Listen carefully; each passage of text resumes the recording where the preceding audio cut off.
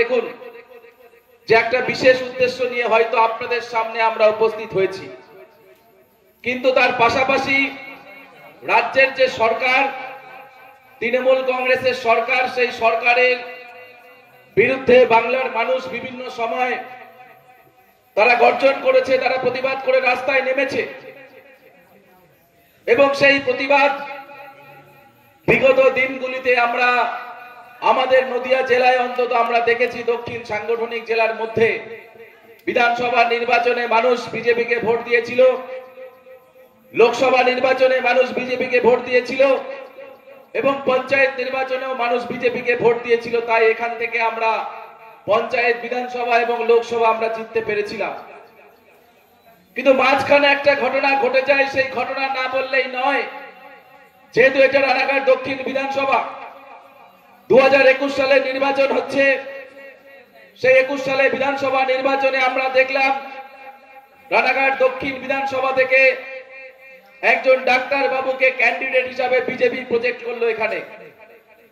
সেদিনকে আমরা সবাই খুব আপন মনে তাকে আমরা আপন করে নিয়েছিলাম এবং আমরা ভেবেছিলাম যে এই ডাক্তার বাবুর হাত ধরে রানাঘাট দক্ষিণের পিছিয়ে পড়া, শোষিত, নিপীড়িত সাধারণ মানুষের উন্নয়ন ঘটবে।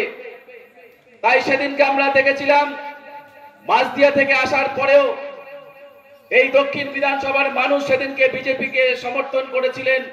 ডাক্তারবাবু এখান থেকে বিপুল ভোটে জিতেছিল। কিন্তু জেতার আগে তার কোনো রাজনৈতিক অভিজ্ঞতা ছিল না। হঠাৎ করে তিনি 2019 লোকসভায় এই রানাঘাট লোকসভা থেকে বিজেপির ক্যান্ডিডেট হয়েছিলেন। কিন্তু সেই সময় তৃণমূল কংগ্রেসের যে নোংরা রাজনীতি আমরা দেখেছিলাম, মমতা বন্দ্যোপাধ্যায়ের নির্দেশে এই ডাক্তার বাবুকে সেদিনকে নমিনেশন করতে দেয়নি। তৃণমূল কংগ্রেসের নেতৃত্বরা আমরা দেখেছিলাম যে একটা তরতাজা যুবক ছেলেকে কিভাবে তার রাজনৈতিক ক্ষেত্র, কর্মক্ষেত্র দুটোতেই তারা লাথি মারার চেষ্টা করেছিল। ফলে তার চাকরিও চলে যায় এবং লোকসভার ক্যান্ডিডেটও তিনি হতে পারেন না। তিনি 2019 থেকে 2021 সাল পর্যন্ত ঘুরে ঘুরে বেরিয়েছিলেন। কিন্তু আমরা দেখেছিলাম ভারতীয় জনতা পার্টি মানুষকে যে কথা দেয় সেই কথাটা কিভাবে রাখে। সেদিনকে 2019 সালে যখন বিজেপি বলেছিল যদি আপনি নমিনেশন ফাইল করতে দিয়েছিল, যদি সেই রেজিগনেশন লেটারটা রাজ্য সরকার থেকে তুলে আনতে পারেন সময়ের মধ্যে, আপনি হবেন রানাঘাট লোকসভার বিজেপির ক্যান্ডিডেট। কিন্তু সেটা করতে পারেননি, কারণ সেদিন মমতা বন্দ্যোপাধ্যায় তাকে আটকে দিয়েছিল। তার রাজনৈতিক ক্যারিয়ারের সঙ্গে সঙ্গে তার ব্যক্তিগত ক্যারিয়ারও একটা অনিশ্চিত ভবিষ্যতের মুখে পড়েছিল। এটাই হচ্ছে তৃণমূল কংগ্রেস। তাই আমরা দেখতাম তার কথার মধ্যে, তার বক্তব্যের মধ্যে প্রতিটা মুহূর্তে তৃণমূল কংগ্রেসের প্রতি বিষোদ্গার করতেন, মমতা বন্দ্যোপাধ্যায়ের প্রতি বিষোদ্গার করতেন, তৃণমূল কংগ্রেসকে চোর বলতেন, তৃণমূলকে বলতেন তারা হিন্দু বিরোধী, মতুয়া বিরোধী। সেইভাবে তার বক্তব্য আমরা শুনেছি। বক্তব্য শুনতে শুনতে চলে আসলো 2024 সালের লোকসভা নির্বাচন। লোকসভা নির্বাচনে তিনি স্বপ্ন দেখলেন। স্বপ্ন দেখার মধ্যে কোনো অন্যায় নেই। ভারতীয় জনতা পার্টি স্বপ্ন দেখার সুযোগটা করে দেয়। তাই তো আমরা দেখেছিলাম তিনি লোকসভার আগে স্বপ্ন দেখলেন দ্বিতীয়বারের জন্য তিনি রানাঘাট থেকে প্রার্থী হিসাবে নির্বাচিত হবেন। কিন্তু পার্টি আমাদের সিদ্ধান্ত নিল 2019-এ যিনি সেই সময় 13 দিনের মধ্যে নির্বাচনে যিনি ক্যান্ডিডেট হয়ে অন্তিম মুহূর্তে বিজেপির পদ্ম ফুলে যিনি 2,34,000 ভোটে জিতেছিলেন, তাকেই আবার সেখানে ক্যান্ডিডেট করেছিল। অর্থাৎ ভারতীয় জনতা পার্টি এই ডাক্তার বাবুকে বিধায়ক করেছিলেন, কিন্তু লোকসভায় যিনি ছিলেন তাকেই লোকসভার সাংসদ হিসাবে টিকিট দিলেন।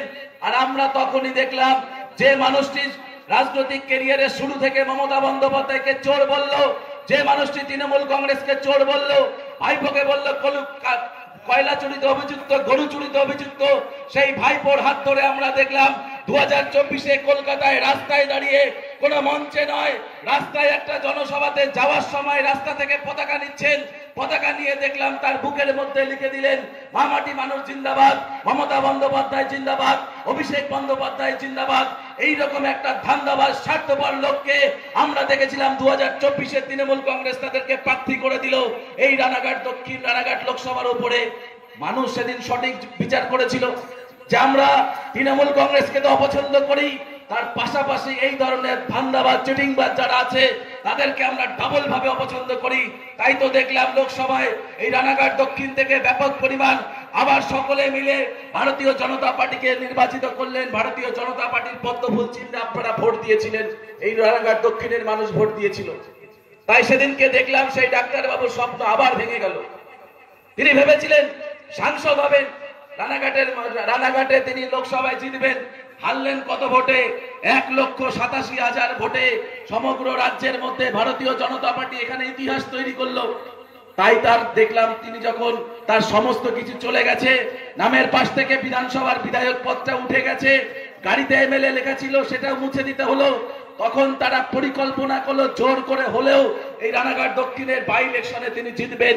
তাই তো আমরা দেখলাম রানাঘাটের দক্ষিণের মানুষ যারা জীবনে কোনোদিনও দেখেনি, এখানে 2018-এর পঞ্চায়েত নির্বাচন আমি দেখেছি, তখনও মানুষ কিন্তু সেখানে শান্তিপূর্ণভাবে কয়েক জায়গাতে, বাদ দিলে বেশিরভাগ জায়গাতে মানুষ ভোট দিতে পেরেছিল। কিন্তু এই নির্বাচন, উপনির্বাচনটা কিভাবে প্রহসন পরিণত করলো আমরা দেখলাম। ভোটের আগের দিন, আজকে বলতে আমরা বাধ্য হচ্ছে এই কারণে, ভোটের আগের দিন যেদিন ভোট হয় তার আগের দিন সন্ধ্যার সময় ওই মালদা থেকে, মুর্শিদাবাদ থেকে, দক্ষিণ 24 পরগনা থেকে লুঙ্গি পড়া লুঙ্গি বাহিনীদেরকে হাতে 9mm পিস্তল, পকেটে বোম নিয়ে বিভিন্ন জায়গায় তারা চলে গেল। শয়ে শয়ে মোটরসাইকেল নিয়ে বহিরাগত যুবকদেরকে দিয়ে তারা সেদিনকে তোলপাড় করে এই রানাঘাট দক্ষিণের মানুষকে সেদিন ভোটের অধিকার কেড়ে নিয়ে জোর করে নির্বাচনে জিতলো। নির্বাচনে জিতলে তিনি আবার বিধায়ক হয়েছেন। তাই আমি আপনাদের কাছে বলতে চাই, যেই বিধায়ক 2021 সালে বিজেপির সিম্বলে জিতেছিলেন, তখন কি কাজ করেছিল মানুষ প্রশ্ন করেছিল। তিনি তো আবার জিতেছেন, আবার জিতে এবার তো শাসক দলের সঙ্গে রয়েছেন, এবার তো বলতে পারবেন না সরকার আমাদের নেই, আমাদের কাজ করার সুযোগ দেয় না। তাই মাইক্রোফোনের মাধ্যমে এলাকার মানুষকে আমরা জানাতে চাইবো যে এই ডাক্তার বাবু তিনি যেদিন থেকে বিধায়ক হয়েছেন তৃণমূল কংগ্রেসের, তারপর থেকে এলাকার মানুষের জন্য কি উন্নতি করেছেন। বাপ্পাদা যে কথাটা বললো, যেখানকার অধিকাংশ মানুষ যেহেতু গঙ্গার পাশে, স্বাভাবিকভাবে এরা মৎস্য চাষের সঙ্গে যুক্ত থাকবেন। আমি সেই সমস্ত মৎস্য চাষীদের কাছে আমি বলতে চাই, এই ডাক্তার বাবু স্থানীয় বিধায়ক আপনাদের জন্য কি পরিকল্পনা করেছে, আপনাদের ভবিষ্যতের জন্য কি করেছে। আগামী দিন যদি কোনোদিন এখানে এসে পথসভা করেন, মাইকে যেন অন্তত বলে যান, আপনারা তাদেরকে বলে দেবেন যে আমরা বিজেপির পক্ষ থেকে আমরা প্রশ্ন করেছি, 1 বছর তো হয়ে গেল নির্বাচনে জিতেছো, কতটা রাস্তা করেছো, কতগুলো কাজ করেছো, কতবার বিধানসভায় দাঁড়িয়ে এই রানাঘাট দক্ষিণ, এই নোয়াপাড়া পঞ্চায়েতের জন্য সওয়াল করেছো, কতবার এই এলাকার মৎস্য চাষীদের জন্য তুমি বিধানসভায় দাঁড়িয়ে মুখ্যমন্ত্রীকে তুমি প্রশ্ন করেছো, মৎস্যমন্ত্রীকে প্রশ্ন করেছো। উত্তরটা আগামী দিন আপনাদের দিতে হবে, এই বিধায়ককে দিতে হবে। এই কথাটা আপনাদের মাধ্যমে তার কাছে আমি পৌঁছে দিলাম। তাই বক্তব্য আমাদের যে কারণে, কার্যক্রম আজকে যে কারণে, সেই কথাটা নিশ্চিতভাবে আমরা বলবো। পূর্ববর্তী বক্তারা বলেছে যে আমরা এখানে এসেছি 21শে জুলাই। এতদিন পর্যন্ত যারা রাজনীতির সঙ্গে যুক্ত তারা জানেন যে 21শে জুলাই মানে মমতা বন্দ্যোপাধ্যায় একচ্ছত্র তিনি রাজনৈতিক কর্মসূচি করতেন। তিনি বলতেন আমরা শহীদ দিবস পালন করব।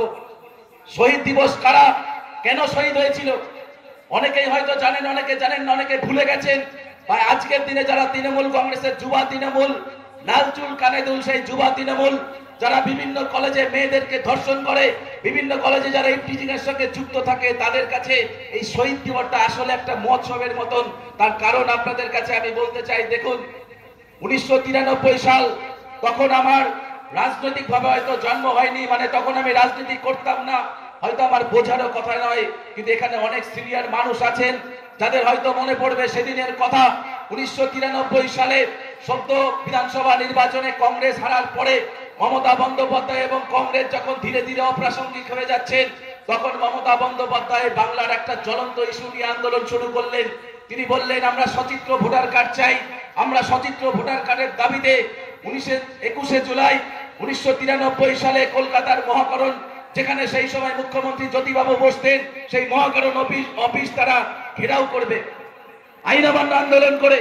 ভালো কথা, আমরা বলে হয়তো যদি তখন রাজনীতি করতাম আমরা সমর্থন করতাম, ভালো জিনিস, কেন সচিত্র ভোটার কার্ড থাকবে না। কিন্তু এই সচিত্র ভোটার কার্ডের পেছনে আসল উদ্দেশ্যটা কি ছিল আজকের দিনে সকলের জানা উচিত। কারণ তখন যখন নির্বাচনে দেখা যেত ফলাফল, প্রতিটা বিধানসভায় দেখা যাচ্ছে সিপিএম এর যারা প্রার্থী তারা জিতে যাচ্ছেন কিছু ভোটে, তদন্ত করছে তখনকার কংগ্রেস, তদন্ত করে দেখছে সমস্ত বিধানসভায় হাজার হাজার অবৈধ অনুপ্রবেশকারী ভোটার আছে, যাদের কোনো অস্তিত্ব নেই কিন্তু ভোটার কার্ডের নাম আছে, অর্থাৎ যাদের একটা বড় অংশ ওপার বাংলায় যারা বাংলাদেশি মুসলমান, যাদেরকে আমরা এক কথায় বলি, অর্থাৎ আমাদের প্রতিবেশী দেশ বাংলাদেশে যাদের ওখানেও ভোট আছে, তাদের এখানেও ভোট করে দিয়েছিল সেই সময় সিপিএম। আর সেই ভোটের ফলে তারা ভোটের সময় এখানে আসতো বিধানসভা ভোটে, এবং তারা যেহেতু তখন কোনো ছবি দেওয়া থাকতো না, তাই তারা সেই ভোটার কার্ড ধরে তারা ভোটার লিস্টের ওখানে সিরিয়াল নাম্বার দেখে তারা ভোট দিয়ে যেত, আর নির্বাচনে জিতে যেত সিপিএম, হেরে যেত কংগ্রেস। সেই সময় এই ঘটনা থেকে তিনি প্রতিবাদ করেছিলেন। ব্যাকগ্রাউন্ডে ছিল তার উদ্দেশ্য একটাই, তিনি চেয়েছিলেন বাংলা থেকে অবৈধ অনুপ্রবেশকারী অর্থাৎ বাংলাদেশি মুসলমান যাদের বাংলাদেশে থাকার কথা, যাদের ধর্মীয় ভাবে কেউ তাদেরকে বিরোধিতা করেনি, তাদের উপর অত্যাচার কেউ করেনি, ঘর বাড়ি কেউ ভাঙেনি, যারা আমাদের দেশে এসেছিলেন শুধুমাত্র ব্যবসা করার জন্য, কেউ এসেছিলেন এখানে সন্ত্রাসবাদী কাজের জন্য, তারা তখন সেই সময় সিপিএম এর ছত্রছায়ায় থেকে তারা এই নির্বাচনটা পরিচালনা করত। মমতা বন্দ্যোপাধ্যায় 1993 সালে 21শে জুলাই যে আন্দোলন করেছিলেন, সেদিনকে সেই আন্দোলনের মূল ইস্যু ছিল বাংলা থেকে অনুপ্রবেশকারী তাড়ানো। আজকে একবার ভাবুন, সেই মমতা বন্দ্যোপাধ্যায় তখন বিরোধী দলের নেত্রী, তিনি তখন জাতীয় কংগ্রেসের যুব সংগঠনের সভানেত্রী, আজকে তিনি তৃণমূল কংগ্রেসের সভানেত্রী। তিনি দল পাল্টেছেন, কংগ্রেস থেকে তৃণমূল কংগ্রেস তৈরি করেছেন, আর তার নিজের ইমেজটা কিভাবে পাল্টে দিয়েছেন দেখুন।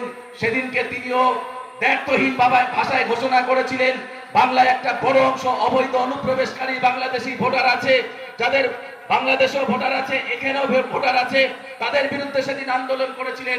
কিন্তু আজকের দিনে মমতা বন্দ্যোপাধ্যায় দেখুন রাস্তায় মিছিল করছেন। দু একদিন আগে কলকাতায় আমি দেখলাম যে ভারতবর্ষের গুজরাট, দিল্লি, মহারাষ্ট্রের এই সমস্ত জায়গায় বাংলাদেশ থেকে অনুপ্রবেশকারী বাংলাদেশি মুসলমান তারা এসে পশ্চিমবাংলায় ভোট করে টাকার বিনিময়ে আধার কার্ড করে তারা মহারাষ্ট্রে কাজে যেত, গুজরাটে কাজ করত, দিল্লিতে কাজ করত, এবং সেখানে কাজ করে তারা সেখান থেকে টাকা ইনকাম করে বাংলাদেশে পাঠাতো।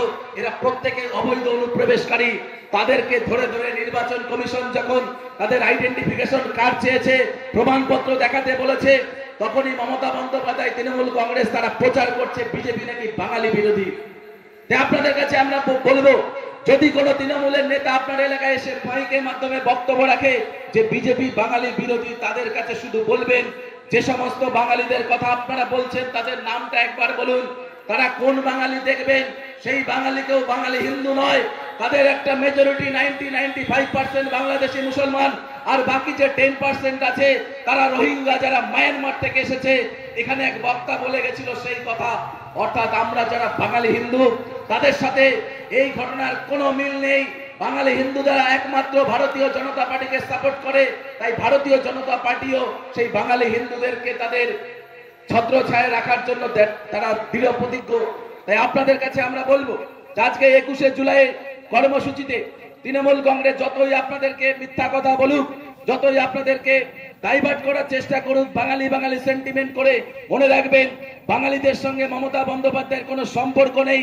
যেহেতু ওপার বাংলায় মুসলিম, তারাও বাংলায় কথা বলে, তাই তিনি বাঙালি বাঙালি সেন্টিমেন্ট তুলতে চাইছেন। এর সাথে হিন্দু বাঙালির কোনো সম্পর্ক নেই। যদি থাকতো তাহলে আপনারা আমাদের পার্শ্ববর্তী জেলা মালদা, মুর্শিদাবাদ, আপনারা অনেকেই নিশ্চয়ই জানেন, কিছুদিন আগে সেখানে একটা কেন্দ্র সরকারের একটা বিল সংশোধনকে কেন্দ্র করে সেখানে 10 থেকে 12 হাজার বাঙালি হিন্দুদেরকে হোমল্যান্ড থেকে তারা উচ্ছেদ করেছে। তারা সেখান থেকে তাড়িয়ে দিয়েছে, মেরে ভাগিয়ে দিয়েছে, তাদের মন্দির ভেঙেছে, তাদের উপাসনার আরাধ্য দেবতাকে ভাঙচুর করেছে। ইভেন সব থেকে যেটা মারাত্মক ভয়ঙ্কর ব্যাপার, বাড়ির মধ্যে ঢুকে মহিলাদেরকে গ্যাং রেপ করেছে, ধর্ষণ করেছে, গণধর্ষণ করেছে, সেখানেও তারা ক্ষান্ত হয়নি। আমরা দেখেছি বাবা এবং ছেলে দুর্গা ঠাকুরের মূর্তি করত, সেখান থেকে সেই দুর্গা ঠাকুরের মূর্তি সাপ্লাই হতো বাকি সমস্ত হিন্দু এলাকাগুলোতে।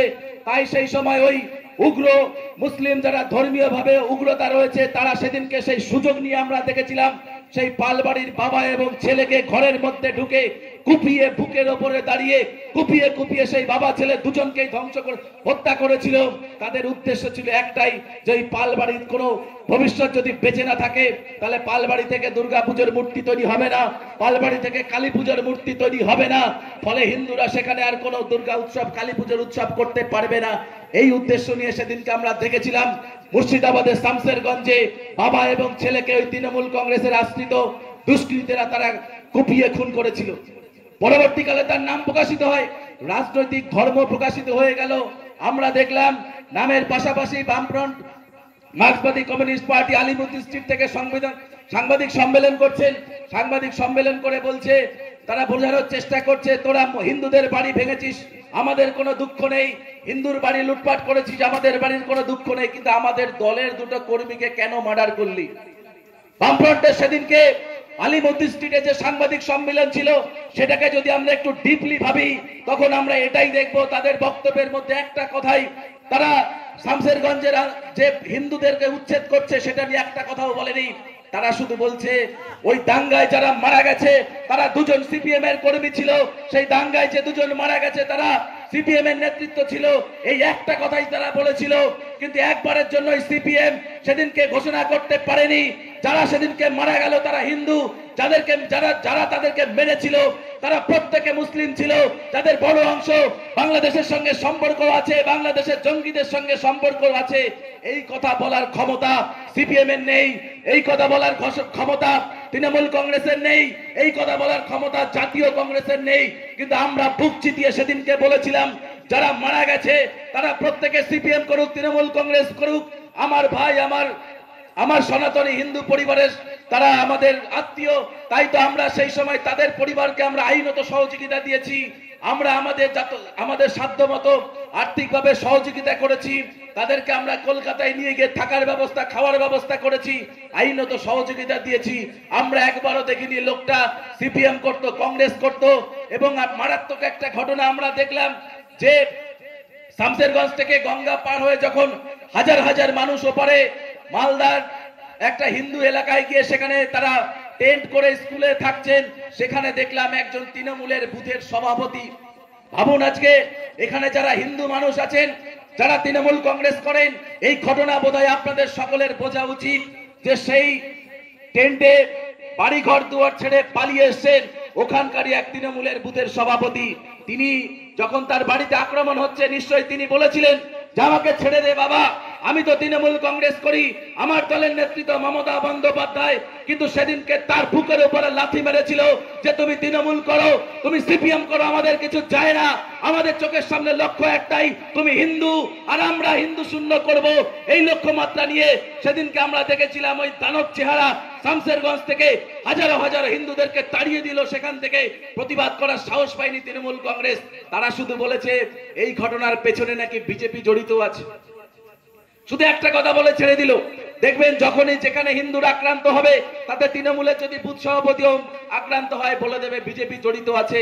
সেই যোগসূত্র তারা কোনোদিনও প্রমাণ করতে পারবে না, যার জলজান্ত প্রমাণ আমরা তারপরে দেখলাম কলকাতায়। নিশ্চয়ই আপনাদের মনে আছে কলকাতায় একটা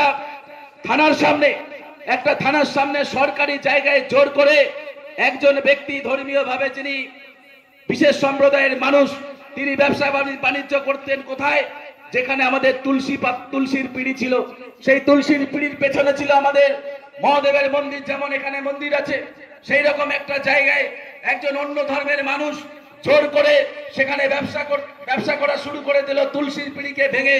তার বিরুদ্ধে যখন এলাকার মানুষ, সেই মহেশতলার ঘটনা আমরা দেখেছিলাম, তারা যখন রাস্তায় নামছেন, তারা প্রতিবাদ করছেন, তখন দেখলাম তৃণমূল কংগ্রেসের নেতৃত্বরা তারা মাইকে প্রচার করছেন, মিডিয়াতে বলছেন যে এই ঘটনার পেছনে আরএসএস এর যোগ আছে, বিজেপির যোগ আছে। কিন্তু পরে আমরা দেখলাম যারা প্রতিবাদ করছে তারা সকলেই তৃণমূল কংগ্রেস করত। অর্থাৎ এই সমস্ত ঘটনাগুলোকে যদি আমরা জুড়ে দিই তাহলে একটাই সিদ্ধান্ত আসবে যে বাংলায় কোনোভাবেই কোনো হিন্দু ধর্মের মানুষ এই তৃণমূল কংগ্রেসের আমলে তারা কেউ নিরাপদ নয়। সে আপনি যে বর্ণেরই হন না কেন, আপনি ব্রাহ্মণ হন, আপনি ঘোষ হন, মাহেশ্বর হন, নমশূদ্র হন, আপনার যদি পরিচয় থাকে নামের শেষে হিন্দু, এই বাংলায় তার কোনো নিরাপত্তা থাকবে না। তার পাশাপাশি আমরা দেখুন এই ব্যানারে আমরা লিখেছি যে বাংলা জুড়ে যেভাবে নারী নির্যাতন হচ্ছে, সেই নারী নির্যাতনের আমরা প্রতিবাদ করছি যুব সংগঠনের পক্ষ থেকে। কেন প্রতিবাদ করছি? কারণ এই সরকার যখন প্রতিষ্ঠিত হয়, নিশ্চিতভাবে আপনাদের মনে আছে যে কামদুনি, বারাসাতের পাশে একটা ছোট্ট গ্রাম, সেই কামদুনিতে 16 বছরের একটা মেয়ে, সেই মেয়েটা যখন টিউশন পড়ে বাড়িতে যাচ্ছিল, তখন কিছু জেহাদি ওই বিশেষ ধর্মের মানুষ তারা তাকে সেখানে গণধর্ষণ করে তার 2 পা ধরে চিরে ফেলেছিল। সেদিনকে সারা বাংলা জুড়ে প্রতিবাদ হয়েছিল। সেই প্রতিবাদে গলা মিলিয়েছিল বাংলার আপামর জনসাধারণ। কিন্তু সেদিনকেও তৃণমূল কংগ্রেস তারা সেই ঘটনা থেকে শিক্ষা নেয়নি। সেই গণধর্ষণের 16 দিন পরে রাজ্যের মমতা বন্দ্যোপাধ্যায় মুখ্যমন্ত্রী সেখানে গেছিলেন, কিন্তু আমরা দেখেছিলাম এই মমতা বন্দ্যোপাধ্যায়কে তিনি যখন বিরোধী দলনেত্রী ছিলেন, যে কোনো জায়গায় কোনো ঘটনা ঘটলেই, বিশেষ করে নারী নিরাপত্তায় যদি কোনো ব্যাঘাত ঘটতো, তিনি ছুটে যেতেন। ইভেন আমাদের এখানেও আমরা দেখেছিলাম ফুলিয়াতে এক মুখবধির মহিলাকে যখন গণধর্ষণ করেন, তার প্রতিবাদ করতে আমরা দেখেছিলাম। সেই মমতা বন্দ্যোপাধ্যায় ক্ষমতায় আসার পরে কিভাবে পাল্টে গেল একবার দেখুন। তাই আপনাদের কাছে বলবো, পশ্চিম বাংলায় কামদুনি থেকে শুরু হয়েছে, পরবর্তীতে হাসখালি ঘটেছে, পরবর্তীতে আরজিকর ঘটেছে, পরবর্তীতে ল কলেজের ঘটনা ঘটেছে কসবায়, এইরকম হাজারো হাজারো ঘটনা ঘটেছে যেখানে মহিলাদের নিরাপত্তা নেই। মহিলারা সন্ধ্যার পরে বাড়ি থেকে বেরোতে পারেন না, সন্ধ্যার পরে কোনো বাড়ির বাচ্চা টিউশন পড়তে যেতে পারে না, এই তৃণমূল কংগ্রেসের দৌরাত্মের কারণে।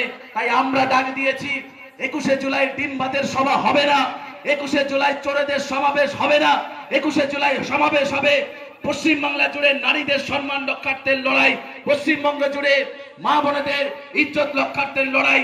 সেই রক্ষার্থে আপনাদের সকলের কাছে আহ্বান জানিয়ে যাব, যারা যেতে পারবেন আসুন আমাদের সঙ্গে, হাতে হাত মিলিয়ে পায়ে পা মিলিয়ে দক্ষিণবঙ্গ থেকে আমরা উত্তরবঙ্গে যাই, উত্তরবঙ্গকে আমরা প্রতিজ্ঞা করি বাংলায় আমরা মহিলাদের নিরাপত্তা সুনিশ্চিত করার জন্য বিজেপি সরকার আনবো। কারণ আমাদের বিরুদ্ধে এখন যে সরকার রয়েছে, মমতা বন্দ্যোপাধ্যায় যিনি নিজেও মহিলা, তিনি মহিলাদের অ্যাকাউন্টে 1200 টাকা দিয়ে মহিলাদের সম্মানকে এইভাবে তার দলের ভাইপোরা যেভাবে মাটিতে মিশিয়ে দিয়েছেন, সেখানে দাঁড়িয়ে রাস্তায় আমাদের সকলকে নামতে হবে, প্রতিবাদ আমাদের সকলকে করতে হবে। এই উদ্দেশ্য নিয়ে, এই আশা নিয়ে আপনাদের মধ্য থেকে বিদায় নেব। বিদায় নেওয়ার আগে একটাই কথা আপনাদেরকে বলে যেতে চাই, আগামী 21 তারিখে যে যেখানে থাকুন না কেন, 12টার সময় প্রত্যেকে টিভির পর্দায় নজর রাখবেন, মোবাইল স্মার্টফোনে নজর রাখবেন। দেখবেন সেদিনকে প্রতিটা টিভি চ্যানেলে 21শে জুলাই ধর্মতলার সভামঞ্চ, চোরেদের সভামঞ্চ দেখাবে, পাশাপাশি বিজেপি যুব মোর্চার সেই আন্দোলন দেখাবে। সেই আন্দোলনে আমাদের বক্তব্য রাখবেন পশ্চিমবঙ্গের বিরোধী দলনেতা মাননীয় শুভেন্দু অধিকারী। সেদিনকে শুধুমাত্র মমতা বন্দ্যোপাধ্যায় মাইক্রোফোন নিয়ে স্টেজের 22 ফুট বাদিক থেকে শুরু করে 22 ফুট ডান দিকে হেঁটে হেঁটে একের পর এক মিথ্যা কথা, মিথ্যা প্রতিশ্রুতি শুধুমাত্র দেবে। এটা বাংলার মানুষ দেখবে না। দেখবেন মমতা বন্দ্যোপাধ্যায়ের বক্তব্যকে মিউট করতে হচ্ছে, তাকে দেখাবে স্ক্রিনের অর্ধেকটা মিউট করে দেবে, লাউড স্পিকারে দেবে শুভেন্দু অধিকারীর বক্তব্য, শ্রমিক ভট্টাচার্যের বক্তব্য। সেই বক্তব্য আপনারা শুনবেন। আগামী 2026 সালে প্রতিজ্ঞাবদ্ধ হবেন। আমরা বিগত দিনে কে কোথায় ছিলাম সেটা বড় কথা নয়, আজকের দিনে আমরা কোথায় আছি, যে পরিস্থিতি আছি, সেখানে বাংলায় কোনো যুবক যুবতীদের কোনো কর্মসংস্থান নেই, মা বোনেদের কোনো সম্মান নেই, বয়স্কদের কোনো সম্মান নেই, কোনো ভাতা নেই। সমস্ত কিছুর পরিবর্তন ঘটাতে হবে এবং সেই পরিবর্তন একমাত্র আসতে পারে বিজেপির হাত ধরে, যার শুভ সূচনা আজকে আমাদের প্রধানমন্ত্রীজি করে গেলেন। 5400 কোটি টাকা যে প্রকল্পের ঘোষণা করলেন রাঢ়বঙ্গ জোনের জন্য, যেখানে আপনারা জানেন চাষবাস হয় না, যেখানে চাষ করা খুব কঠিন, সেখানে 5400 কোটি টাকার উন্নয়নের তিনি আজকে শিলান্যাস করে গেলেন। আগামী দিন এই রাজ্যের জন্য লক্ষ লক্ষ কোটি টাকা বাংলার মানুষের জন্য, মেহনতি মানুষের জন্য দিতে চান আমাদের প্রধানমন্ত্রী নরেন্দ্র মোদীজি। সেই সুযোগটা আপনাদের সকলের কাছে আমরা চাইবো। আগামী বিধানসভা নির্বাচনে সমস্ত কিছুকে ভুলে যেতে হবে, একটাই কথা মনে রাখতে হবে, একটাই কথা মনে রাখতে হবে, ভারতীয় জনতা পার্টি 2026 নির্বাচনে পশ্চিমবঙ্গে জেতাতে হবে এবং জেতানোর পরে যারা দলের সঙ্গে বেইমানি করেছে, যারা সেই দলের সঙ্গে বেইমানি করেছিল, সেই সমস্ত বেইমান নেতাদের জবাব দিতে হবে ব্যালটের মাধ্যমে, জবাব দিতে হবে ইভিএম এর মাধ্যমে।